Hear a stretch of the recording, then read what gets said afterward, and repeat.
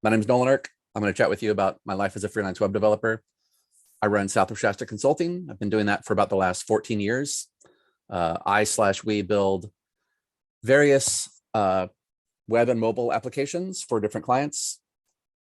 Before that, I was a web developer for a handful of different companies, some large, some small. Before I got into web, I was a video game developer for a few years, worked on some different things. I'm the co-manager and founder of this user group, SAC Interactive. And I'm willing to bet that I am a bigger music junkie than anyone on this call and go to more concerts and own more records. My house looks like this. I have records and CDs all over the place. I'm quite proud of my record collection.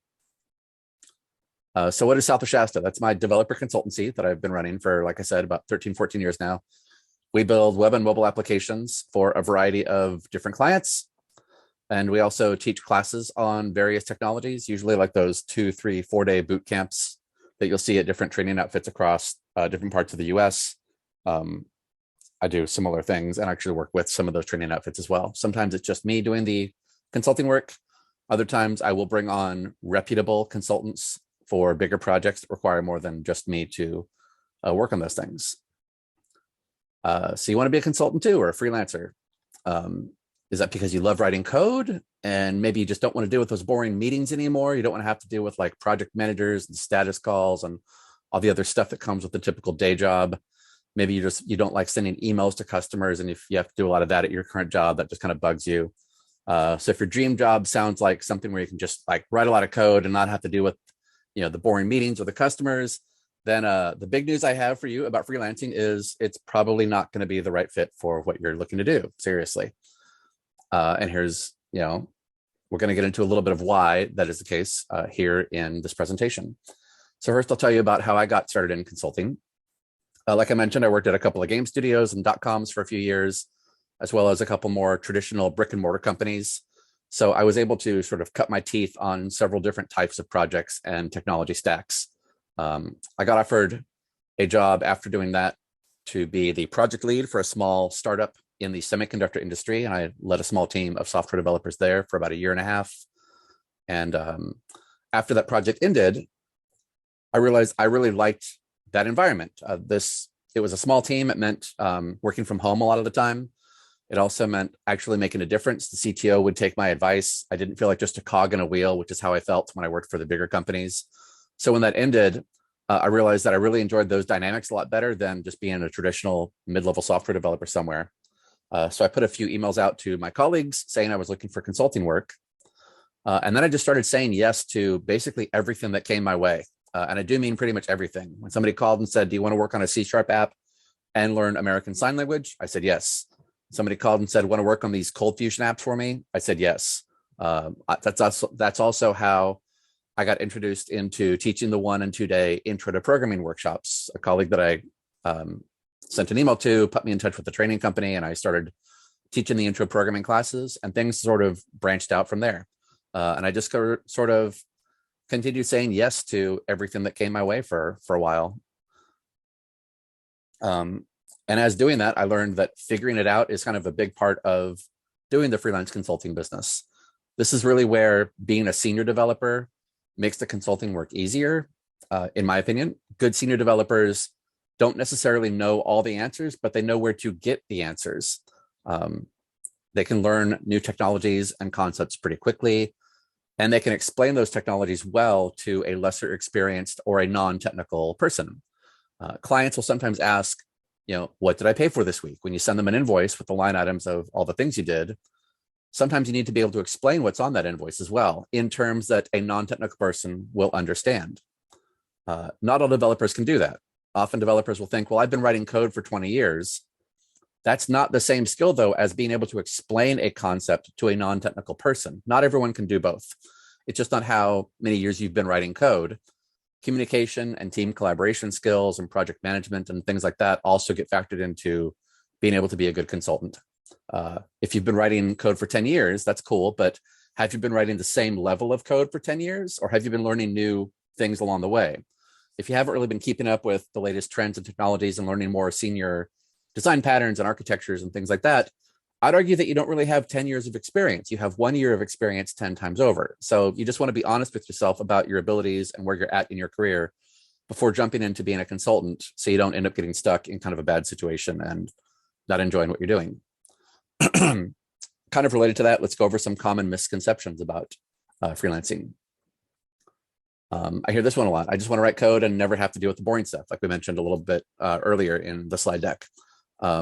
If that's the case, there's nothing wrong with that. If you really just like writing code and you don't want to deal with project managers and customer support and doing the other things, you can still do software development. Instead of trying to be a freelance consultant and working at a variety of outfits, I'd say your better fit would be to get a job as like a report writer for a giant insurance firm or something like that. And you'll sit in, a room with all the report writers wearing khakis and polo shirts, and you'll get to write code nearly 100% of your time. For me as a consultant, I am not only just writing the code, but I'm also tech support for my clients. When something goes wrong with the server, even if it's not the server that I'm responsible for, sometimes they call me. I'm also customer service. When customers email me and ask a question about how something works, I have to respond. And I have to respond with a customer service packaging around that message that gets sent out. I don't get to send 2-word emails from my iPhone that have typos in them. Yes, I don't know. I'll get to that later with a missing period or whatever. Every email I send, hi, Charlie, I hope you're having a great day. Here's the answer to the question you asked. Point 1, point 2, point 3. If you need anything else, let me know. Best, Nolan. All the emails I send to customers have that kind of framework to them because I am the customer service rep for my consulting business as well. I'm also HR and training. So it's up to me to stay up on new technology regularly. And I also have to manage my own health insurance, my own 401k, things like that, that if you were an employee somewhere, often there are departments that will just take care of those things for you. Another misconception, where do the projects come from? You can't just declare I'm a consultant and have work fall from the sky. You can kind of do that if you get all of your work from a tech recruiting firm. But if you're a sole proprietor and you're not going through a tech recruiting outfit, you've got to do all of your own sales and marketing. If you are the stereotypical sort of computer nerd kind of person and you don't like talking to people all that much, you can still do consulting, but I would consider taking the majority of your work from a tech recruiting outfit like Tech Systems or somebody along those lines instead, so that they do the sales pitch part for you.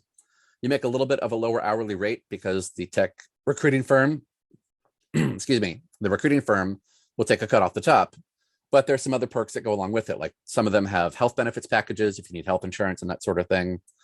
Some of them also have a more of a stable work schedule. Often if you take work through a recruiting outfit, say you take like a 1-year project, when it gets close to the 1 year being up, the recruiting firm will start looking for another project for you to move on to automatically because they make a cutoff of every project they find for you.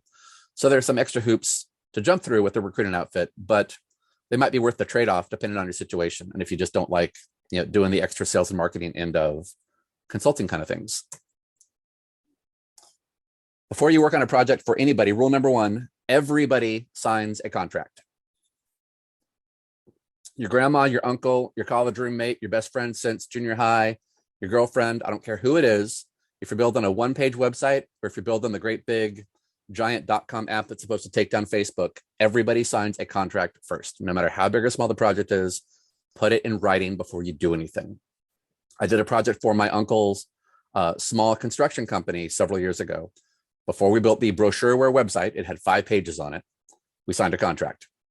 If somebody will not sign a contract, walk away from the project. Don't do anything with it. The contract does not have to be complicated. All you need are clear terms on things like what will be delivered, when the milestones are, and how your payments are going to be handled. You can grab pretty much any contract template online for free and then just modify it to fit your needs as you go along. Earlier in my consulting career, I had a client. They got referred to me from another firm. And we just did a bunch of piecemeal work over the years. They were sort of the model client for a long, long time. They showed up from a reputable referral of mine. They approved every invoice. They signed every request I made. When I flew out to their office, they'd pick me up from the airport. They'd take me to lunch. At lunch, they would say, "Can we buy you lunch? Do you mind if we pray for you at lunch? Lord, thank you for bringing us Nolan to fix all of our websites." They would literally do these things. Couple of years, actually several years, 3, 4, maybe 5 years into working with them, they called me up one day and said, "We just got an investor. We want you to take the money, Nolan, and rebuild our 2 web apps that you've been babysitting from the ground up using all the modern best practices and best technology out there, and make a mobile app that will talk to both of them for us. So hire a team now, Nolan, do it, and start working on this. I thought, wow, that's fantastic. I hung up the phone. They called me back the next day and said, have you hired anyone yet? I thought, well, no, it's been 24 hours. They said, do it, hire people, seriously. I thought, wow, this is fantastic. This great project fell in my lap from a client that I've had for like 3-4 years now. Things are going really well. I called 2 of my best colleagues in the consulting industry and said, clear your schedule for the next 6 months. We have these amazing projects to work on. The next day, the client called me back up and said, we just signed a deal with, it was some big outfit like Coca-Cola or Pepsi or something. I said, wow, that's fantastic. Things are going really, really well. They go, yeah, this company already has a web app that does everything we were going to have you build, Nolan. So never mind. Guess what I didn't do between day 1 and day 3 of the project? We never got contracts together, but I'd told my colleagues to clear their schedule for several months. And now we had no other work coming in because we had dedicated our time to this one outfit, and I didn't have paperwork to fall back on. And I called them and begged and pleaded and said, please, we have to find a way to make this right. I'm on the hook for 2 people now for 6 months. Help. And they went, sorry, it's just business, and walked away. Every client you ever get, whether you've dealt with them once or for years and years and years, make them sign a contract before you do anything so you don't end up in the same position I was in. That was a giant pain in the neck to deal with. I got through it, paid my team because my reputation is very important to me, but it was not fun to deal with that kind of thing. Protect your reputation at all costs. If you have a bigger project, you can subcontract the work to them as needed, as I just mentioned. But when things go badly, it's your reputation that can be affected. So make sure you do whatever you need to do to protect your reputation, not just to clients and people that bring work to you, but also to your other colleagues that you split projects with. You want to make sure that you're on good rapport with both sides of the spectrum there. I've had clients that are contractors rather that lied on their resumes, and that's also cost me clients before. So make sure make sure you're honest with your colleagues about what your skill sets are and are not. No one's expected to know everything in this industry. So if you don't know something, if it's outside of your area of expertise, that's fine. Just make sure you're clear with people about what you can and cannot do. This one subcontractor told me he had multiple years of Java and multiple years of WordPress. It turned out both of them were complete garbage. 3 days into a WordPress project, it was clear he had no idea what was going on, but it was supposed to be a very, very small WordPress project. So on the day that he should have been finished, he'd gotten nothing completed, and the client was very, very upset. So keep those things in mind when you're doing your freelancing work. You also want to do networking, to keep in touch with other people that can pass work your way and that sort of thing. Want to find ways to keep your name in front of potential customers.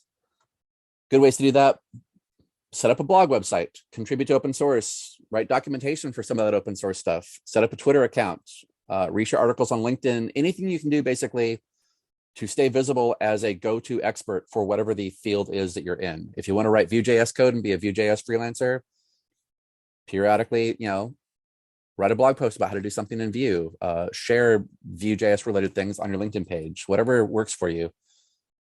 That's what you want to do to keep your career moving forward and stay visible. Similarly, marketing.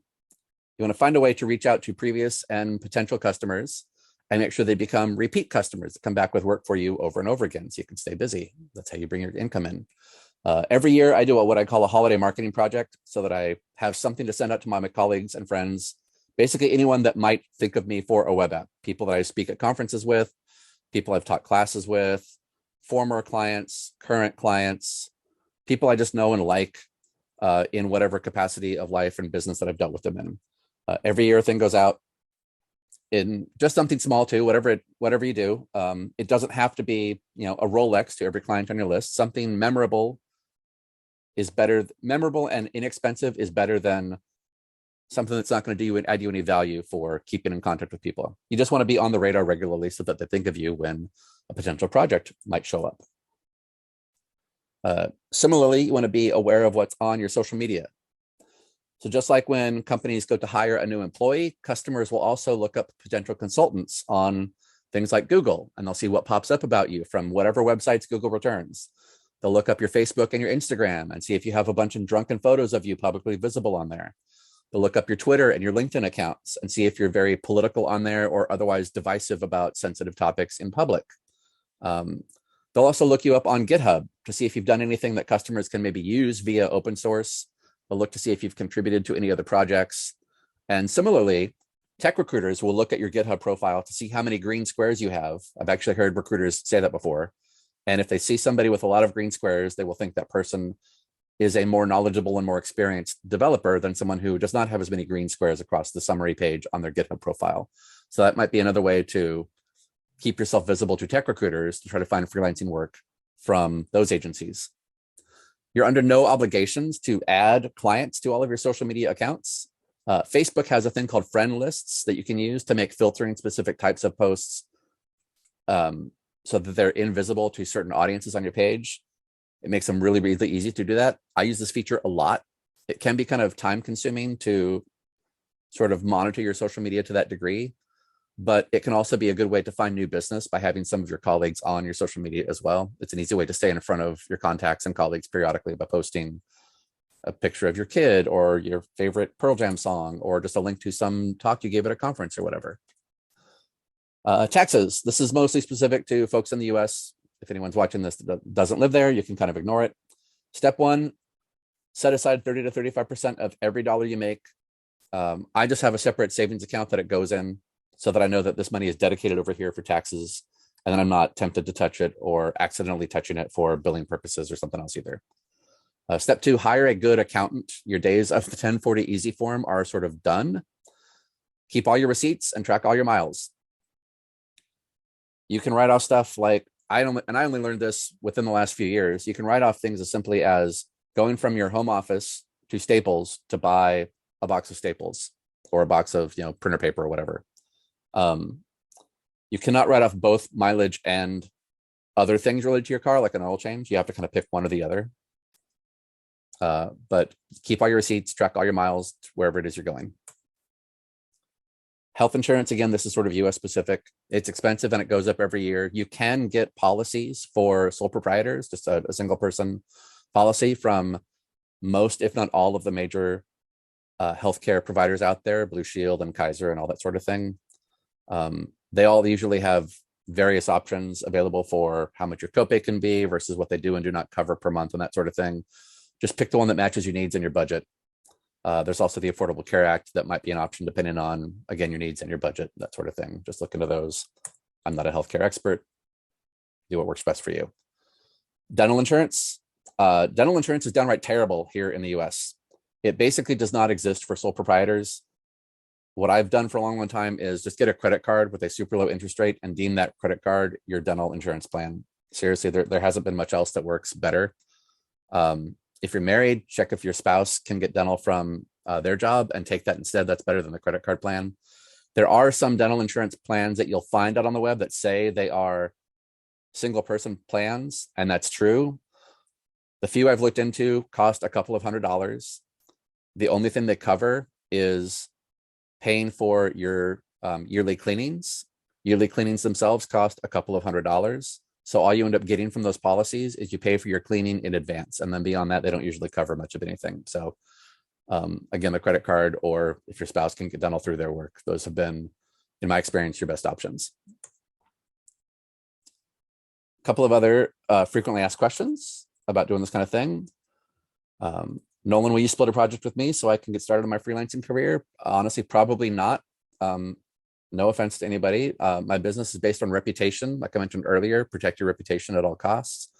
And after the snafus that I mentioned earlier, I don't risk my reputation on people that I don't know anymore. That's just how I run my business. If you'd like to try to fix that and become more visible to maybe not just me, but other people that do consulting work, I would recommend what we mentioned earlier, to stay visible in front of the community, like write blog entries, present at your local tech meetups or present at conferences, do networking in your local tech community. If there's a tech meetup at a location where you can go to and meet up with them, I would recommend going to those when you have a chance to do that. Giving one small presentation for a tech meetup or writing one blog entry and then vanishing for 6 months is probably not going to do much to get visibility onto you and your business. You have to sort of do things to stay in view of people. You don't have to blog every single day, but some sort of ability to just periodically show up on people's radar is going to be the best option for finding work and be able to network with folks. So related to that, Nolan, will you let me give a presentation at SAC Interactive so I can advertise my skills? You can absolutely give a talk here at SAC Interactive if you'd like to. Just drop me a message and we'll get something on the calendar. None of the meetings have to be super advanced. You can talk about a beginner topic, a medium, or a super advanced web thing, as long as it's related to web and mobile development in some capacity. Drop me a line and we will get you on the calendar. Third Wednesday of the month, right here on my Zoom channel. Often people ask, like, so what kind of consultant are you? Are you a Vue.js developer or Cold Fusion developer or something else? Personally, I advertise myself as neither and both of those things, or all of the above, if you will. Tying yourself to one technology means doing only that technology. And that's fine if that's what you want to do. Specialists can make really good money. It can be easier to build up your reputation and your contact list if you stay in one niche.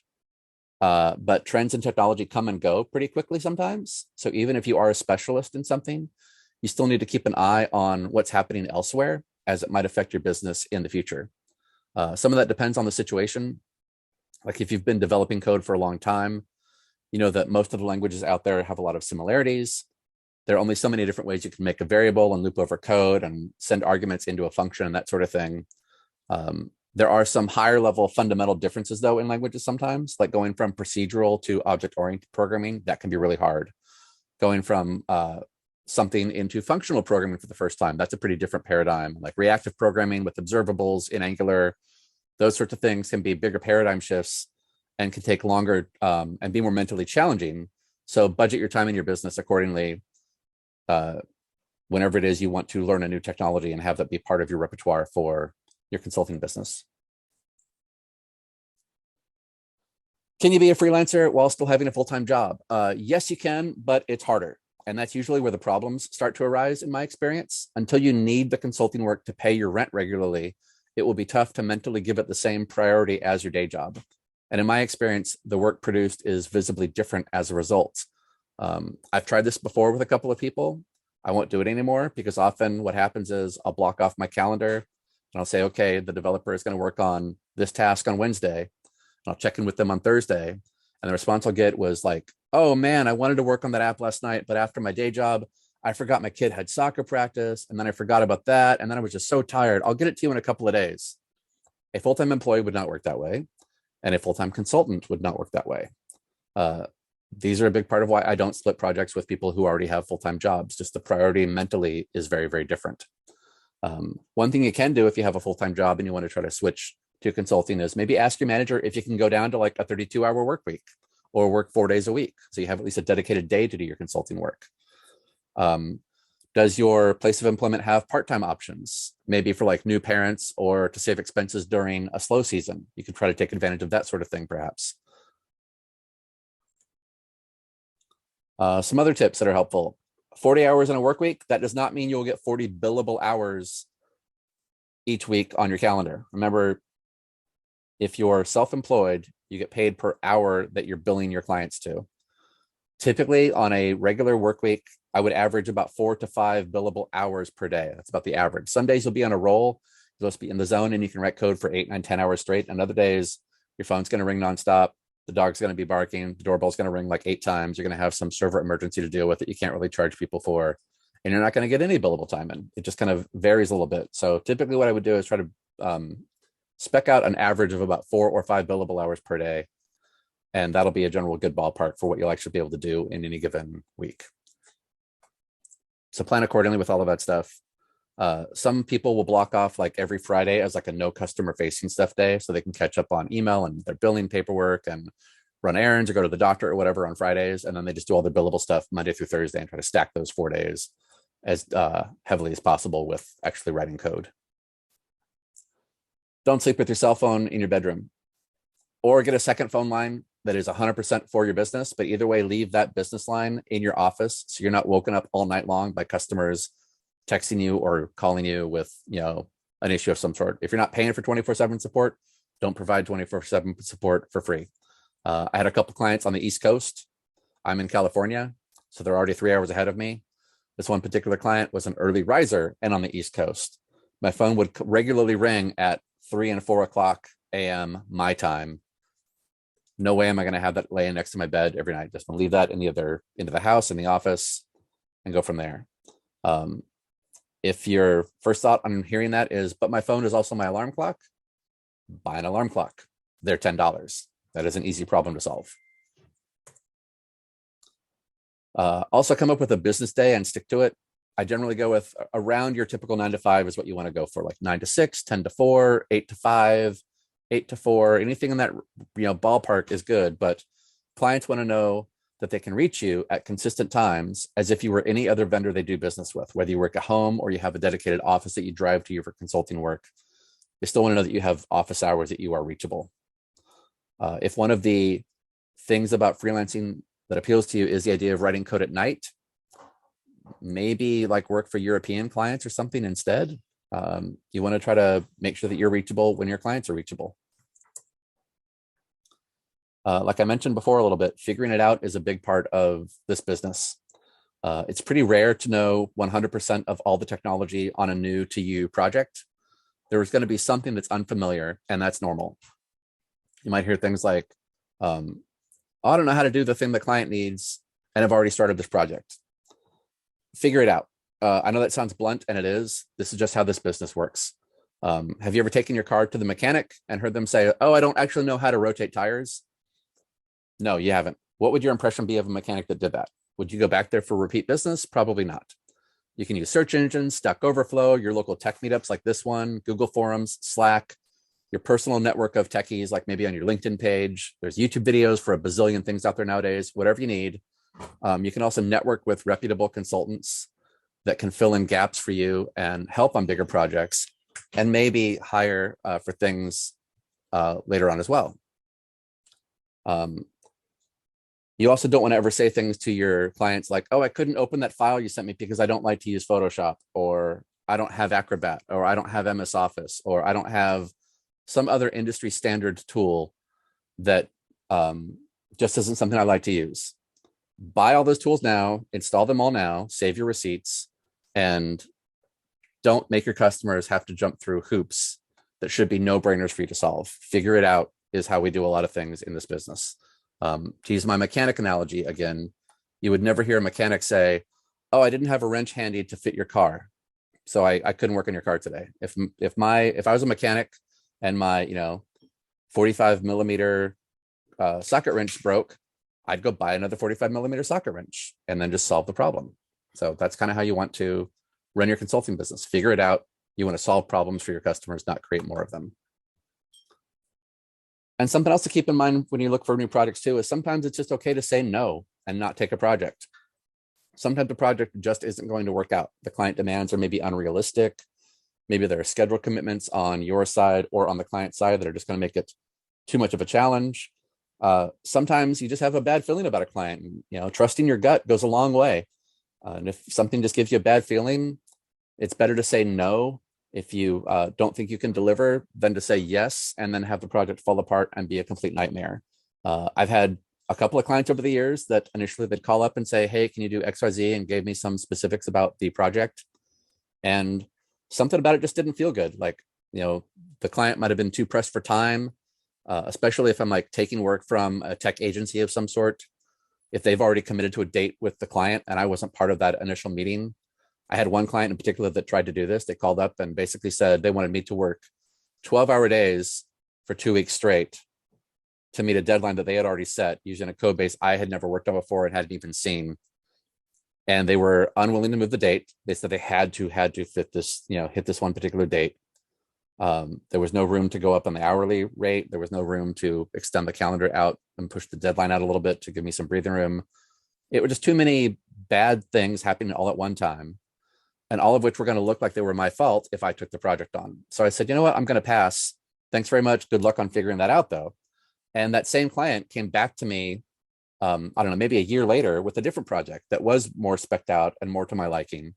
And they did, in fact, work with me on something. So just saying no doesn't necessarily mean they're going to walk away and never deal with you again either. As long as you're being professional about how you interact with everybody, that has value in itself too, even if you don't take on the work.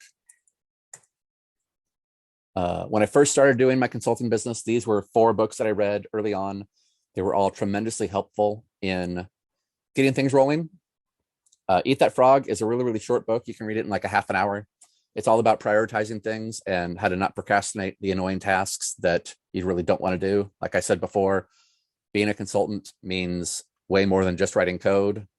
When I first started doing this work, I needed sort of the kick in the pants to figure out, okay, which things I need to prioritize better than I have been. Eat That Frog was a great book on getting motivated and over some of those hurdles. The business side of creativity is a little bit of a bigger book. It's a book basically about how to be a freelancer. It covers all the things like which hourly rate should you set? How do you budget for your taxes and your health insurance? How do you deal with clients that would like you to do the first project for free or at a discounted rate? And then what do you do for projects 2, 3, and 4 from that client? How do you deal with that sort of situation? How do you deal with your marketing and your business communication needs and all sorts of things like that? Business Side of Creativity is a great, great book for covering that sort of thing. The specifics in the book are meant for someone doing a freelance graphic design business, but just mentally swap out wherever they say drawing a poster or making a brochure and plug in web development, and it all basically works out the same way. And then Never Check Email in the Morning and Getting Things Done are books you can find at your local FedEx and Kinko's. They're both about, how do you basically do all your project management stuff? How do you prioritize when you do your customer support things and send your emails out versus when you actually get your code written, and how do you delegate stuff among your team? A lot of the work I do these days is not necessarily just me writing code by myself, but I'm managing a team of developers and maybe some other folks as well. So these books are helpful in figuring out, okay, how do I prioritize the different subtasks within a project when it's not all just writing code for 8 hours a day.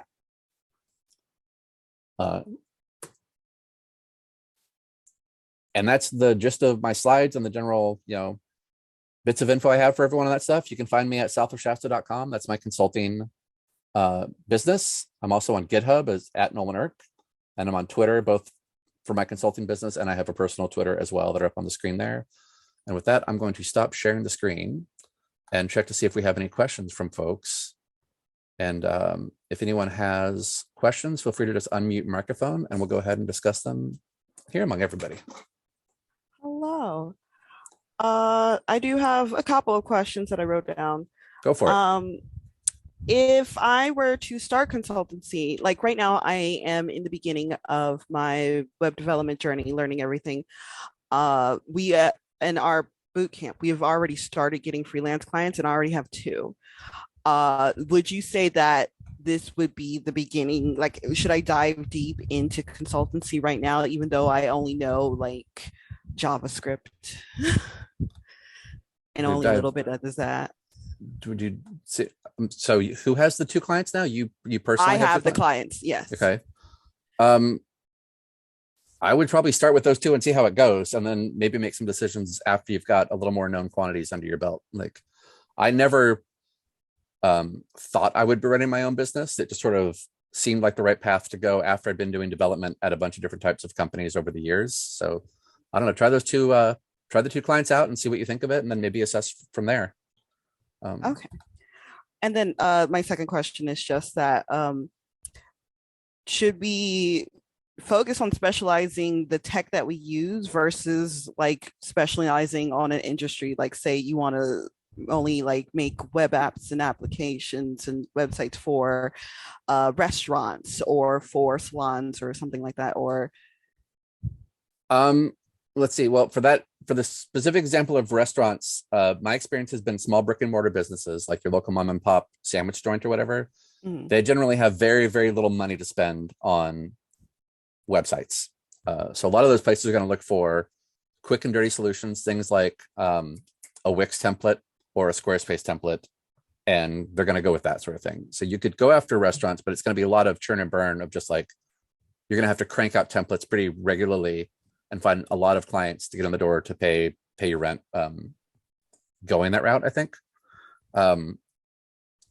What I did was I just said yes to everything. So I did do a couple of smaller projects like that early on, but if I can find a client that needs a bigger, more complex web app that I know is going to keep me busy for 4, 5, 6 months straight, then that's 4 months that I don't have to constantly be looking for the next paycheck to come in the door. I can work nonstop for a few months straight, maybe sock away some money for when times are a little bit tougher to find new clients. So I don't personally go after particular genres of things, like only wineries or only restaurants or whatever. I kind of go after, I try to advertise myself as more of a generalist of, I can solve problems for you. Those problems involve code of different sorts. What kind of problems do you have? And then figure out from there, rather than only targeting restaurants, for example. Okay. Does that make sense? Yes. Okay. Thank you. Yep. Somebody posted in chat, to share my contact info again. Sure, I'll just share my screen again. I'll put the content info back up real fast. Here you go. There's my contact info, website, email, and so on.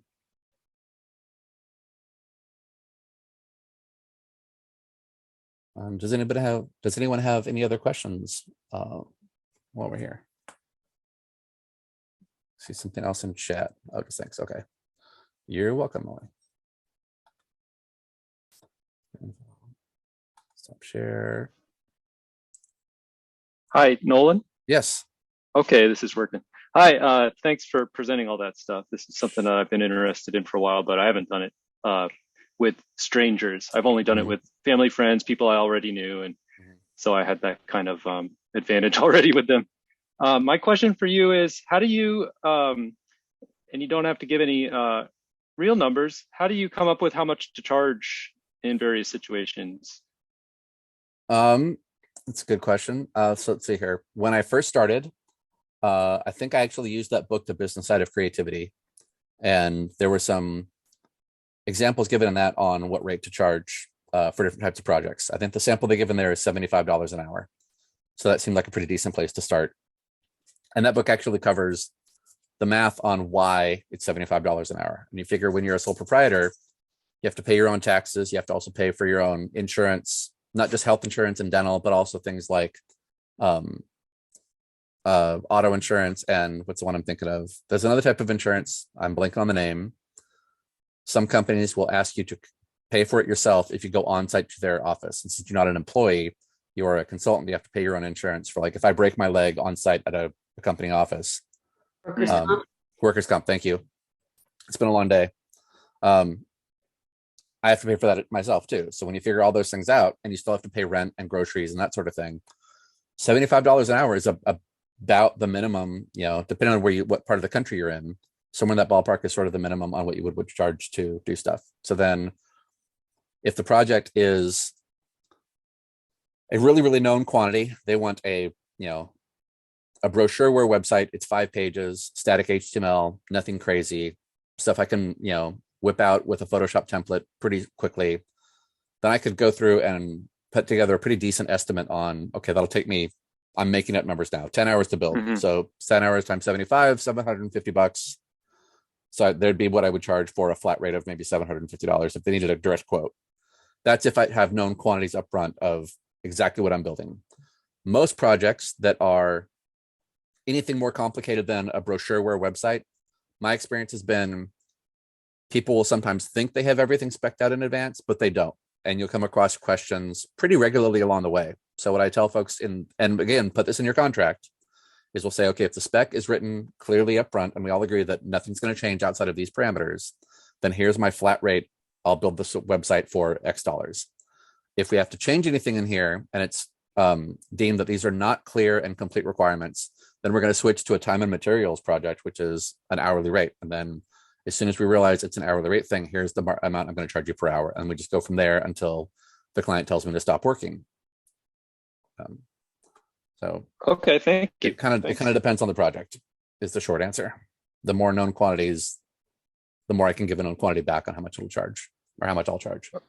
Okay, and does your experience as a consultant and as a developer over time, has that caused you to say, okay, I'm no longer going to charge $75 an hour, I'm going to charge $80 an hour, 85, 95, 100, over time? Is that's one factor, I assume, that has affected how much you charge? Yeah, time and just, inflation of wherever you live, that'll be a factor. Also, like doing work in a particular industry, you'll get to know some of your quote unquote competition. Really, they end up being colleagues, because there are people that if you looked at it at a glance, it would seem like, oh, these are two competing firms, myself and maybe another agency of some sort.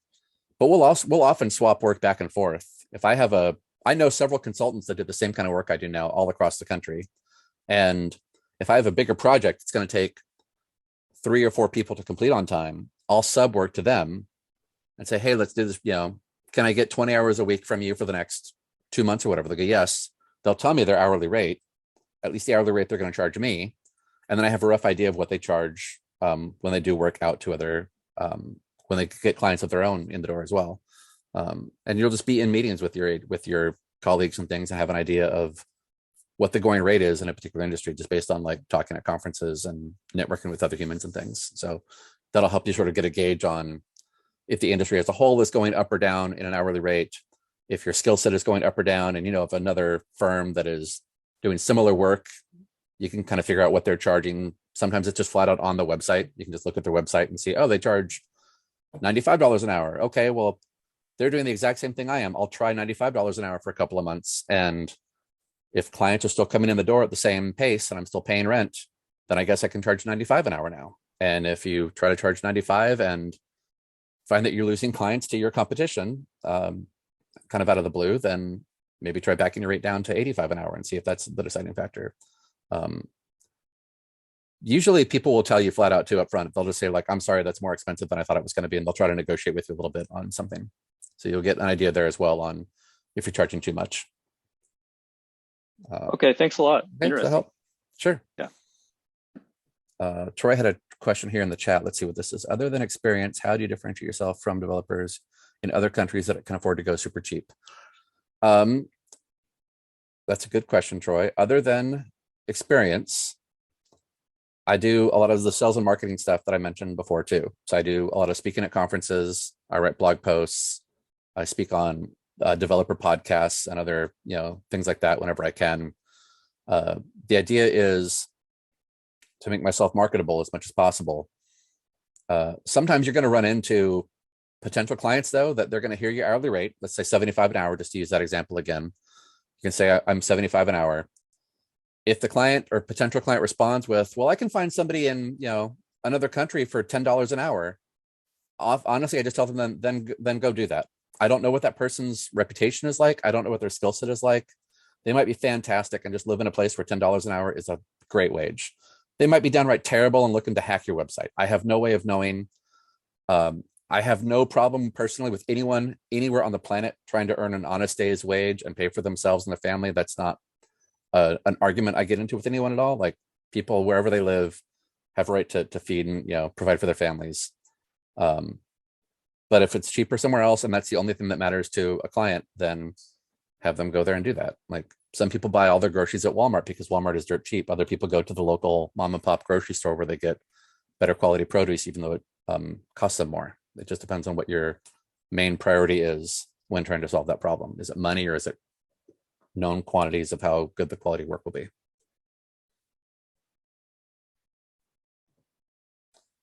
Oh, I don't compete with those outfits. It's been a long time, fortunately, since I've had a client that called and said something like, I can find a kid to do that, a college intern for $15 an hour. And I just tell them that, then go do it. Fortunately, I've been doing this long enough. I have clients that know my name and my work well enough that I don't get into that situation very often anymore. But yeah, it happens early on sometimes with folks. It's kind of similar to that. You might also get clients that will say things like, well, we have this one website, thing we need done now. It's only like a couple of days of work, but if you do a really good job on this for us at like a discounted rate, then I promise we'll give you a bigger project later on. That's called carrot dangling. They discuss that in the book, The Business Side of Creativity, and it's literally called carrot dangling. I cannot pay my rent on maybe getting a project later on. I have to pay my rent, with actual dollars now. So I generally don't do those kind of projects either, unless they'll put it in writing. Like, to say, okay, do the first project real cheap, and then the next two are really, really big projects. We'll do those with you as well, and you can charge us more for those. Like, if I can get them to commit to that in a contract, then sure, let's do that. But otherwise, there's no point in taking that project at a discounted hourly rate unless I'm really, really hurting for rent money that month. But I don't tell your clients that if you are, because then you don't want to show your cards to somebody. If you say yes to a project for $15 an hour now and don't have anything in writing, what's to stop them from coming to you next year and going, well, you did that last one for $15 an hour. Why can't you just give me the same rate? And you're going to be stuck in that position. So make sure you get things in writing no matter what you do. Any other questions from anybody? All right. Well, thank you everyone for joining. Like I said, I'm Nolan. This is SAC Interactive. It's my monthly user group that I run. It's always free. It's always right here in this Zoom channel. Third Wednesday of every month at 6:30 p.m. California time. Usually I've got two other gentlemen here that co-manage the group with me, but they both had other commitments tonight, so it's just us. If you like this meeting, we are always looking for people to present on web and mobile development topics. So please feel free to drop me a message and we'll get you on the calendar. There's no topic that is too beginner or too advanced. Whatever you want to talk about dealing with web and mobile development stuff is always of interest. And similar to that, we're always looking for ideas on what other topics could we present on. So if there's a concept or topic that you don't want to be the speaker for, but you would love to see someone else talk about, please shoot us a message about that sort of thing too, so we can get something on the calendar for the future. So unless there are any other questions, I'm going to stop the recording and we're done for this evening. So thanks very much, everyone. I hope this was helpful. Good luck with your freelancing careers.